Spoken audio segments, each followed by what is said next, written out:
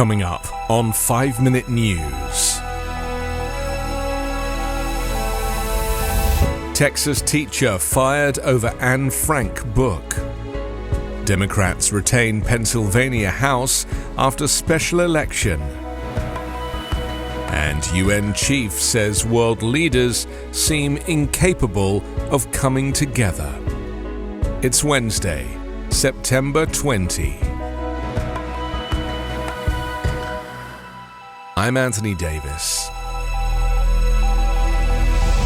A Texas middle school teacher has been fired after assigning an unapproved illustrated version of Anne Frank's diary to her 8th grade reading class.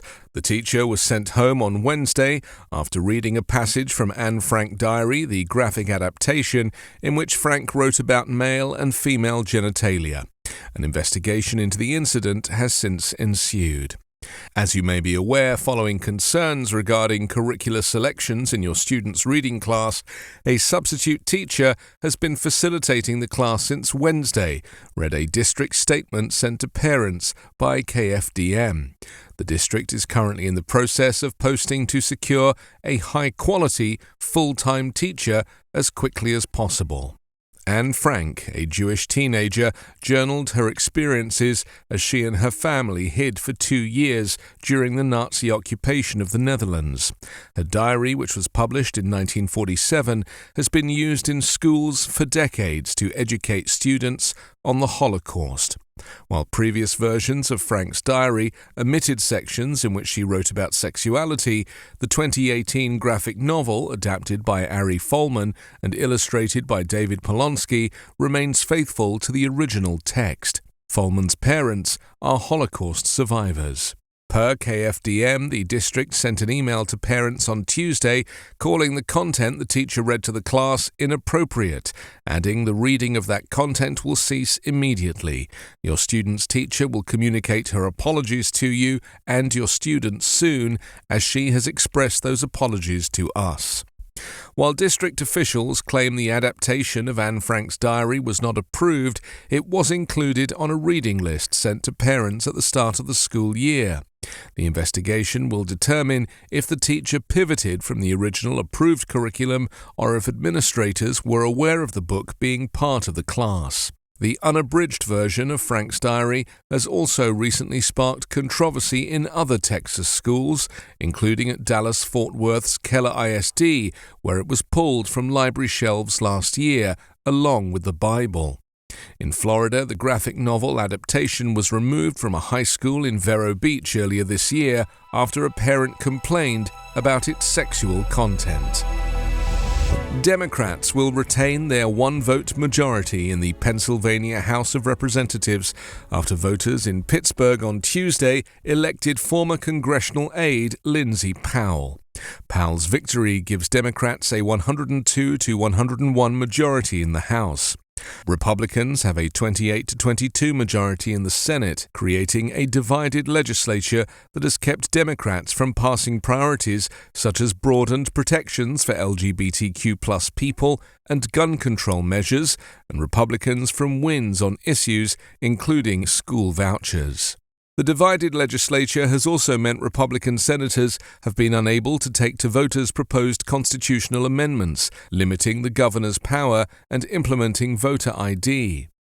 Most recently, the division has mired the state in a 2-month budget stalemate after negotiations soured over education funding, in part because of the voucher debate. Powell identified affordable and dignified housing, a strong local economy and community assets such as robust recreation centers, libraries, and strong infrastructure as top issues.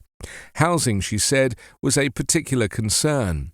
People feel displaced by rising costs, and seniors want to stay in their homes. 32-year-old Powell is the Director of Workforce Strategies for Innovate PGH, a public-private partnership aimed at making the city a leading tech hub. She previously worked in Washington, D.C. for U.S. Senator Chuck Schumer and Representative Hakeem Jeffries. Meanwhile, Governor Josh Shapiro yesterday announced that Pennsylvania will become the 24th state to implement automatic voter registration.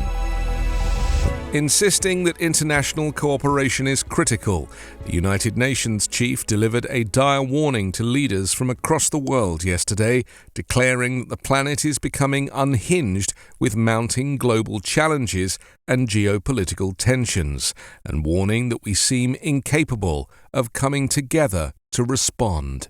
Addressing presidents and prime ministers, monarchs and ministers at the opening of the UN General Assembly's high-level meeting, Secretary-General Antonio Guterres ticked off a list of existential threats the world is facing, from climate change to disruptive technologies like artificial intelligence. Our world is becoming unhinged, geopolitical tensions are rising, global challenges are mounting, and we seem incapable of coming together to respond, Guterres told the people who run the world's nations. He said that the UN and the ways that countries cooperate must evolve to meet the era. Guterres warned that divides are deepening among economic and military powers, between countries in the developed North and developing South, and between the global West and East. We are inching ever closer to a great fracture in economic and financial systems and trade relations, he said, one that threatens a single open internet, one with diverging strategies on technology and artificial intelligence, and potentially clashing security frameworks. He said the world needs action now, not merely more words, and compromise to tackle the world's challenges and adopt needed reforms. 5 Minute News is an Evergreen podcast covering politics, inequality, health and climate, delivering independent, unbiased and essential world news daily.